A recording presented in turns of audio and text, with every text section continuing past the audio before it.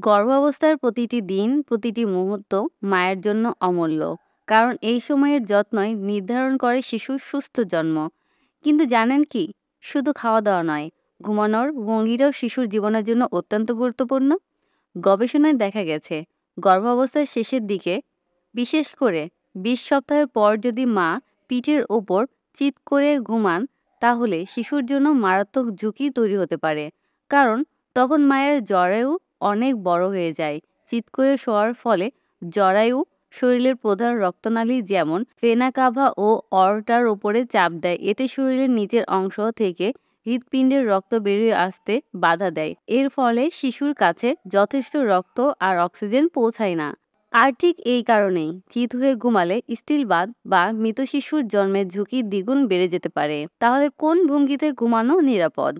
উত্তর হলো বাম পাশে কাত হয়ে ঘুমানো। এই ভঙ্গিতে রক্তপ্রবাহ স্বাভাবিক থাকে, প্লাসেন্টায় অক্সিজেন ও পুষ্টি পৌঁছে যায় সহজে। এতে শুধু শিশুই নয়, মায়ের শরীরও স্বস্তি পায়। ডান পাশে ঘুমানোর তুলনামূলক ভালো, তবে বাম পাশে সবচেয়ে উপকারী। তাই ডাক্তাররা পরামর্শ দেন, বিশেষ করে গর্ভাবস্থার শেষের ৩ মাস বাম পাশে কাত হয়ে ঘুমাতে। অনেক মা প্রশ্ন করেন, যদি আমি রাতে ভুল করে চিৎ হয়ে ঘুমাই, তাহলে কোনো সমস্যা হবে কিনা? উত্তর, ভয় পাওয়ার কিছু নেই। ঘুম ভাঙলে শুধু পাশ ফিরে বাম দিকে চলে যান। ১-২ বারের কারণে বড় কোনো ক্ষতি হয় না, কিন্তু নিয়মিত বাম পাশে শোয়ার অভ্যাস গড়ে তুলতে হবে। ঘুম আরামদায়ক করার জন্য কিছু টিপস। ১. বালিশ ব্যবহার করুন। পিঠের নিচে, হাঁটুর মাঝে এবং পিঠের পিছনে বালিশ রাখলে আরাম পাবেন। ২. হালকা খাবার খেয়ে ঘুমাতে যান। ৩. ঘরের পরিবেশ শান্ত ও হালকা আলো রাখুন। ৪. দিনে একটু হাঁটাচলা করলে রাতে ঘুম ভালো হয়।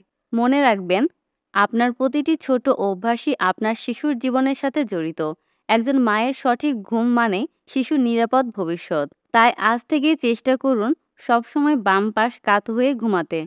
কারণ আপনার একটি সচেতন সিদ্ধান্তই হতে পারে আপনার সন্তানের জীবনের সুরক্ষা। গর্ভাবস্থায় নিজের যত্ন নিন। কারণ আপনি সুস্থ থাকলেই আপনার সন্তান সুস্থভাবে জন্ম নেবে।